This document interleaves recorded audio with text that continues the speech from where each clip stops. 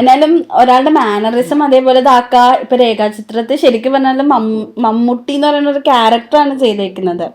അപ്പൊ ആളുടെ correct mannerism നമ്മൾ ചെയ്യണം, വേറൊരാൾ പോലെ ചെയ്യണം. അപ്പൊ ആ ഒരു ഇത് ഫാഷൻ ഷോയ്ക്ക് ചിങ്കിളേട്ടനും അന്ന് നമ്മുടെ നടി ധന്യമേരിട്ടുണ്ട്. അപ്പൊ അതിലെ നായികമാരും ഇവരെല്ലാവരും ചേർന്നിട്ട്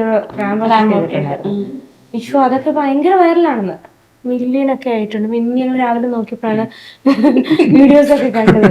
ഞങ്ങൾ അവിടെ ശരിക്കും ഈ അച്ഛനമ്മമാരെ വെച്ച് വീഡിയോ എടുക്കുന്ന സമയത്ത് എന്റെ ബ്രദറാണ് ചെയ്യുന്നത്, വിനീഷ് എന്നാണ് പേര്.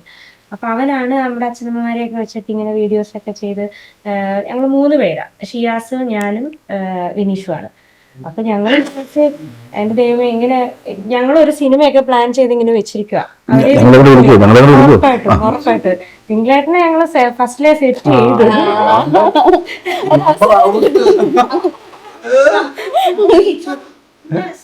ഡ്രീംസ് ഓൺ സ്ക്രീൻ പ്രൊഡക്ഷൻസിന്റെ ബാനറിലെ അടുത്ത പടത്തിൽ അവരും കുളത്തിലേക്ക് ചാടിട്ട്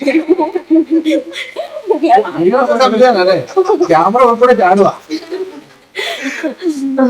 അപ്പൊ എനിക്ക് ഭയങ്കര സന്തോഷമായി. അന്ന് അവർക്കൊപ്പം ഇവരും റാംബാക്കും കാര്യങ്ങളും എല്ലാം അന്നത്തെ എല്ലാ വീഡിയോസും ഭയങ്കര വൈറലായി. നമ്മുടെ കരുതലിന്റെ ഇപ്പൊ ഇതുവരെ ചെയ്തിട്ടുള്ള പ്രൊമോഷന് വേണ്ടിയിട്ട് ചെയ്തിട്ടുള്ള എല്ലാ സ്ഥലങ്ങളും എന്തെങ്കിലുമൊക്കെ ഒരു വ്യത്യസ്തതയുള്ളതായിരിക്കും.